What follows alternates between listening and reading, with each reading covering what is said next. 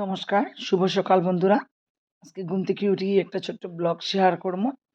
আমরা কই গেছিলাম দেখো ২-৩ জন মিলিয়ে গতদিন দ্যাট মিনস ১৮ জানুয়ারি। এটা আপলোড করতে একটু লেটই হয়ে গেল। Assam agricultural university Sribhumi. আমরা ওইখানেই গেছিলাম। তো অনেক দিন থেকেই প্ল্যান আছিল, কিন্তু প্ল্যানটা যেমন আর করতে পারি আর না, কিতা করতাম কোন সময় যাইতাম মানে ব্যস্ততার লাগিয়া। আসলে আমি মনে করি প্রত্যেকেরই এরকম ছোট ছোট একটু ট্রিপের দরকার আছে। বড় ট্রিপটা নাই করলাম সময়ের অভাবে। ছোট ট্রিপের খুব প্রয়োজন। এত আনন্দ করছি ওইখানে গিয়া, এটা মানে ভাষায় বুঝাইতে পারতাম না। এই যে দেখো বন্ধুরা, তারপরে আমি তো গিয়া এত ব্যস্ত হইলাম, তাই কোন ফাঁকে আমার একটু ভিডিও করে লেছিতে ভাবলাম আচ্ছা একটু এই ভিডিওটাও আপলোড করিলাই। খুব মানে সুন্দর জায়গাটা। এই দেখো কতগুলি হাঁসও এখানে রাখা হয়েছে। এত যত্ন, মানে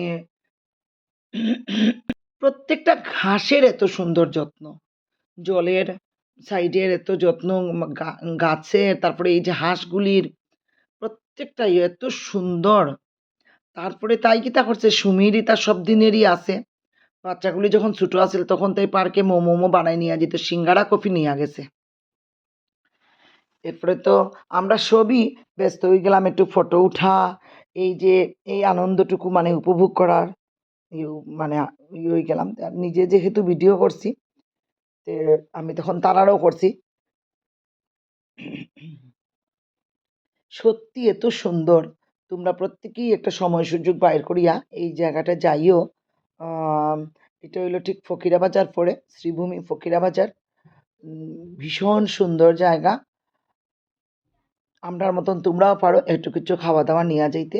এই জিনিসটা আমার মাথায় আইছিল না, সুমিয়ে নিছে, আর আমি খালি তিলের নাড়ু নিয়ে গেছি। তারপরে হাঁটতে হাঁটতে বাইরে হয়ে গেলাম, প্রায় সন্ধ্যা হয়েই যায়।